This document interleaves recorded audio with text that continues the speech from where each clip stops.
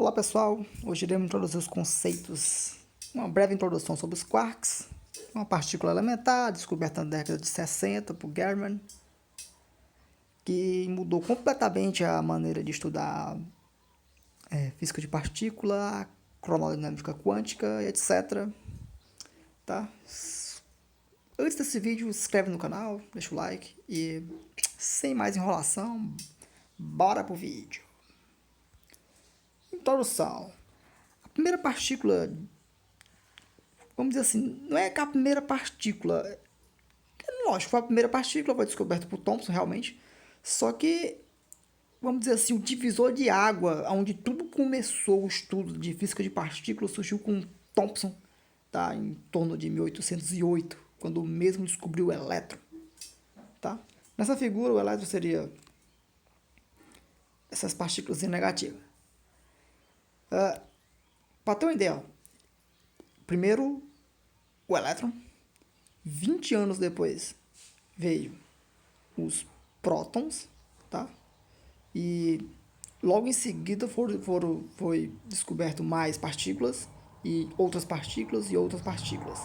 Na década de 60, na década de 50, vamos dizer assim, era tanta partícula que ao invés... Já dava uma piadinha na época, era o seguinte. Era tanta partícula que o cientista que encontrasse a nova partícula teria que pagar uma quantidade de dinheiro para as instituições da época. Então é o seguinte, como eu falando, era tanta partícula que eles tinham que buscar uma maneira de classificar essas partículas, tá? A primeira tipo de classificação, tipo, a mais usada, até hoje ainda é usada, é através do peso. As mais leves, que não vamos entrar muito em detalhes, os leptons, foi chamado de leptons.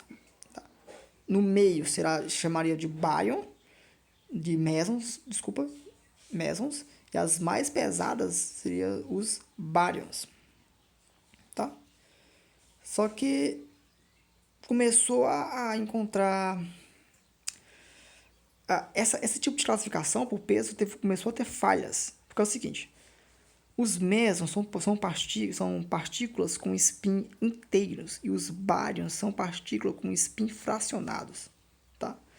Então, os cientistas começaram a encontrar, vamos dizer assim, leptons que, pela essa classificação, deveriam ser baryons, porque elas seriam mais pesadas do que baryons.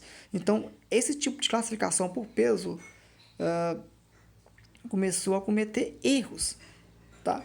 Então, eles teriam que buscar uma nova maneira de classificar essas partículas. Então é o seguinte, essa nova maneira, chamada de octetons de baryons, foi introduzida por German, e elas classificavam através da estranheza, que é uma característica das partículas, e da carga elétrica da partícula.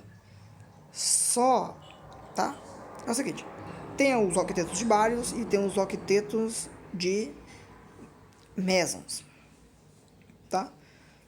Só que eles ficaram se perguntando por que eles formam esse desenho, tá? Que forma uma espécie de um octeto, vamos dizer assim, né? Forma esses desenhos.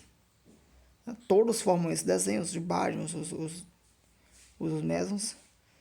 Então é o seguinte, em 1969, German introduziu os conceitos de quarks.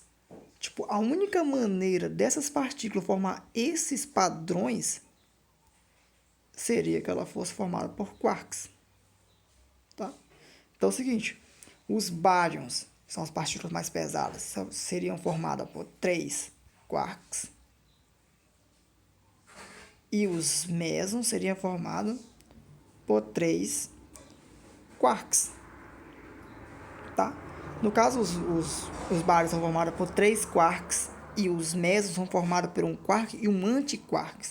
Seria uma antipartícula, do mesmo jeito que tem o elétron e o antielétron, um próton e um antipróton, também existe um antiquark.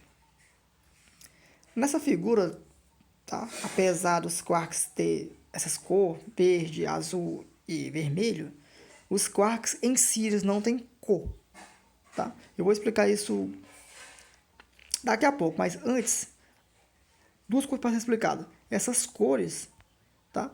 E essas espécies de molinhas aqui entre elas, que não deixam elas saírem de um lado, não deixam elas, vamos dizer assim, ser observado livre. Ou você observa as partículas formadas em dois, ou em três, ou em quatro, mas nunca elas livres na natureza.